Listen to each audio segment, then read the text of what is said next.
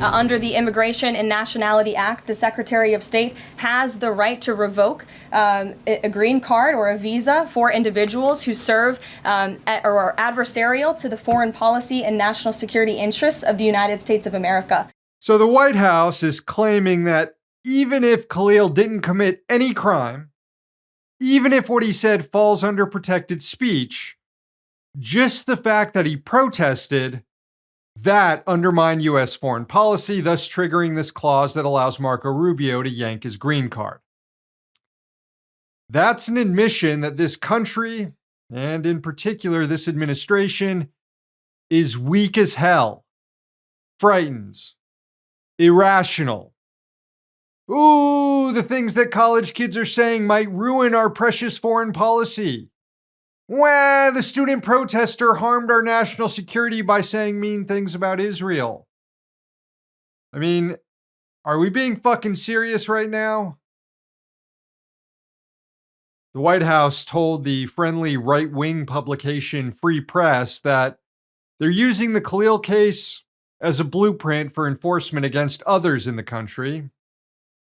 Needless to say, this hasn't been tried before, at least not in this way, when the only thing the government cited as the attack against its foreign policy is someone's protected speech.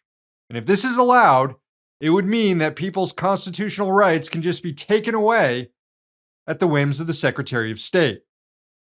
This theory will now be tested in the judiciary, and the first of such proceedings are occurring today in a New York courtroom.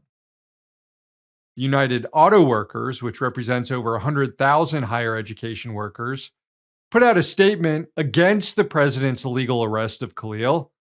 The union said, quote, "Drawing on our long tradition of protest, support for international peace, and commitment to education for all, the UAW condemns in the fullest terms recent actions taken by the Trump administration to cut federal research funding, to detain, intimidate, and deport students, and to attack our members' First Amendment rights."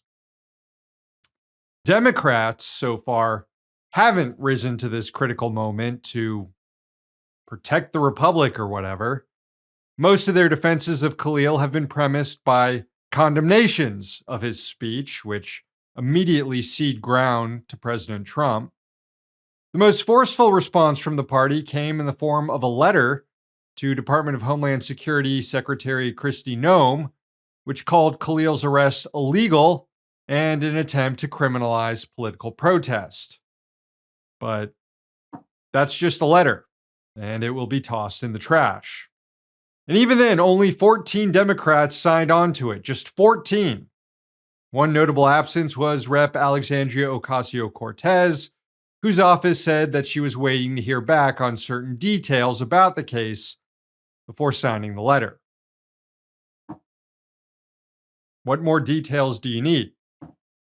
Come on. Meanwhile, at Columbia University, students are taking it upon themselves to agitate for Khalil's release and for an end to ICE operations on campus. Jewish protesters gathered at the steps of Columbia's Low Library. They held signs that read, "Not in our name," "Jews against ICE," "Fuck fascism," and my favorite, "Pigs aren't kosher." Later, hundreds of students marched to Washington Square Park in New York City to continue the demonstration. Some then headed to City Hall to continue the protest, where they were met by cops who attacked and arrested more than a dozen people.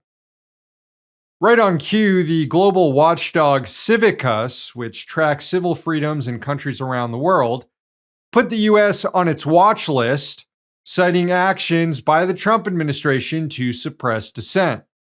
The group noted, quote, "Continued protest crackdowns are backed by a legislative push in several states.